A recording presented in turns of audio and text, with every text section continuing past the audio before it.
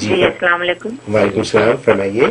السلام علیکم مفتی صاحب، آپ کو بہت بہت وعلیکم السلام.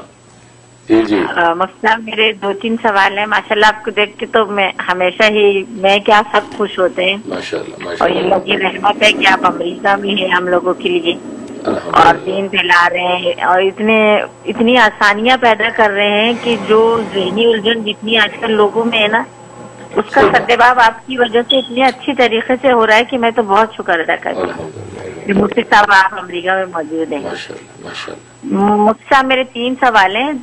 ایک تو بڑا کامن ہے، بہت دفعہ پوچھتے ہیں کہ وہ اہل بیت لڑکی جو ہے وہ اہل کتاب لڑکی لا سکتے ہیں. تو میرے سوال ہے، مطلب اہل کتاب لڑکی جو کرسچن ہوتی ہے اس سے جو نکاح مولوی پڑھواتا ہے وہ کیسے جائز ہوتا ہے؟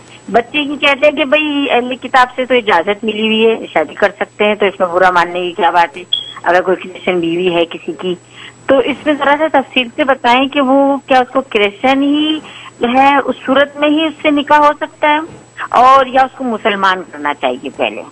اور دوسرا سوال نماز کے بارے میں ہے. میں 2-3 جگہ دیکھا کہ آج کل عورتیں مغرب کی نماز میں نے دیکھا کہ وہ نوافل نہیں پڑھ رہی، کہ بھئی یہ چھوڑ سکتے ہیں. آپ کو کوئی ضروری نہیں ہے کہ یہ نفل کا، کیونکہ جب سنتیں چھوڑی جا سکتی ہیں تو نفل بھی چھوڑے جا سکتے ہیں، اور نفل پڑھنا ضروری نہیں ہوتا، اس کی جگہ آپ جو ہے اپنی قضا نماز پڑھ لیں.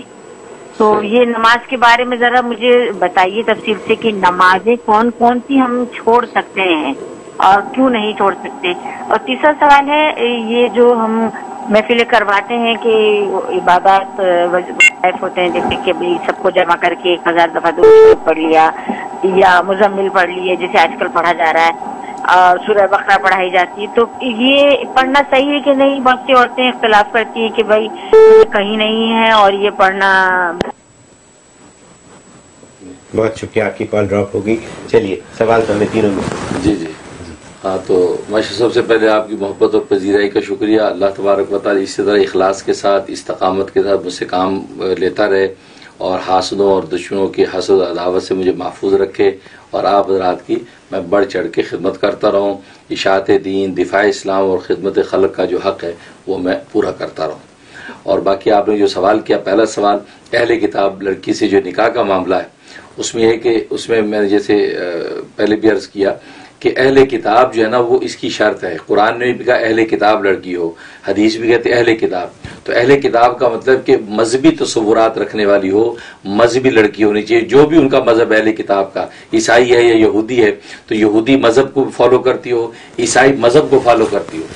آج کل عام طور پہ جو کرسچن ہیں یہ صرف مردم شماری میں کاؤنٹنگ میں کرسچن ہے، وہ مذہب کا کھانا پورا کرنے کے لیے کیا جی کرسچن، لیکن وہ فالو نہیں کر رہے مذہب کو. وہ اہل کتاب یعنی کرسچینٹی کو فالو نہیں کرتے ہیں، اسے مردم شماری میں کرسچن لکھواتے ہیں، ورنہ وہ ایتھیسٹ ہیں. وہ تو کہتے ہیں we don't believe God, we don't believe any religion.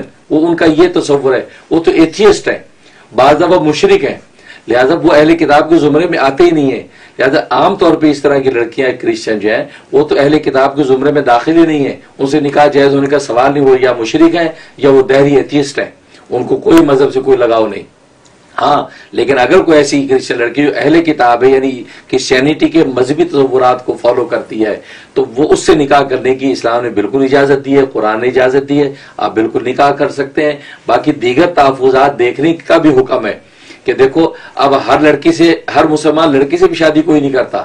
اب یہ کہ جی مسلمان لڑکی شادی کرو، آپ کتنے تحفظات دیکھتے ہیں. اس کا خاندان دیکھو، بیک گراؤنڈ دیکھو، اس کا حسن جمال دیکھو، اس کا باپ کیا کرتا تھا، اس کے بھائی کیسے ہیں. آپ کتنا کچھ دیکھنے کے بعد کہتے ہیں نہیں بھائی یہ ہمیں نہیں، یہ تو برادری دوسری ہم نہیں. حالانکہ مسلمان لڑکی کر لینا چاہیے.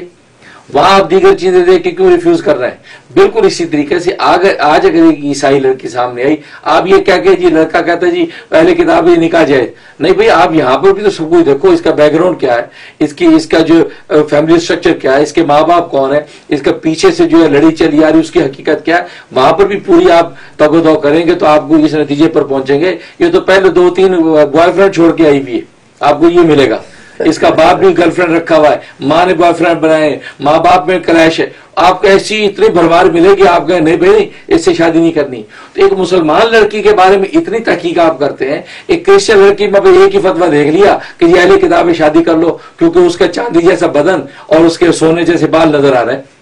آپ فیصلہ کر رہے ہیں، لیکن وہی آپ کے لیے وہ ناگن بن جاتی ہے. اس لیے جیسے ابھی پہلی کال میں آپ نے دیکھا ایک صاحب نے کہا تھا کہ وہ بیوی میری جو وہ کرسچن ہے، وہ جو مسلمان کر لی تھی، حالانکہ وہ آج بچوں کو چرچ لے کے جا رہی ہے، وہ صاحب پریشان ہے. تو بالکل اسی طریقے یہی ہوتا ہے اور یہی ہے. لہٰذا اس لیے اس میں احتیاط کریں. جو واقعی مذہبی لڑکی ہے اجازت دی ہے اسلام نے، لیکن جو ہے قرآن نے آگے یہ بھی کہا غیر متخذات اخدان، یہ قید لگائی ہے اللہ تبارک و تعالیٰ نے کہ چوری چھپے یاریاں کرنے والی نہ ہو. ایسی سے شادی کرو چوری چھپے یاریاں کرنے والی نہ ہو. تو اگر ان لڑکیوں کو دیکھیں، ان کی اٹھان اور کلچر اور سسٹم ہی ہے ان کی تربیت کا کہ یہ ادھر جو ہے وہ یاریاں دوستیاں کرنا ان کی نیچر کا حصہ ہے. اگر آپ پابندیاں لگائیں گے ایز اے شوہر تو آپ کو جو چھوڑ کے چلی جائیں گی. تو پھر آپ ایسی بیوی بنا کے آپ اپنی مقدس اولاد کا سلسلہ اس سے کیوں شروع کر رہے ہیں؟ لہٰذا پہلے کا تو یہ باقی اجازت ضرور دی ہے، لیکن دیگر تحفظات کو بھی آپ کو دیکھنا چاہیے.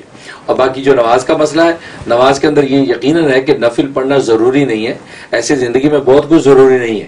آپ کے دسترخوان کے اوپر چٹنی ضروری نہیں ہے، وہاں پر ٹومیٹو کیچپ ضروری نہیں ہے، وہاں پر پلیٹوں کے اندر جو سجی ہوئی جو وہ بریانی ضروری نہیں ہے آپ ہاتھ میں لے کے بریانی کھا لیں. ضروری تو اتنا ہے کہ بریانی پیٹ میں جانی چاہیے، لیکن آپ کھانے پینے کے تکلفات کیسے سیٹ کرتے ہیں؟ ایک ایک چیز، یہاں تک کہ ڈبے میں مٹھائی تو اس کو پورا ریپ کر کے خوبصورت سیٹ کر کے آپ دیتے ہیں، حالانکہ نہ ڈبہ ضروری ہے نہ اس کے اوپر اس کو ریبن کرنا ضروری ہے. ضروری تو صرف برفی کی ڈلیا آپ کے ہاتھ میں دے دی جائے. آپ راضی ہیں؟ نہیں.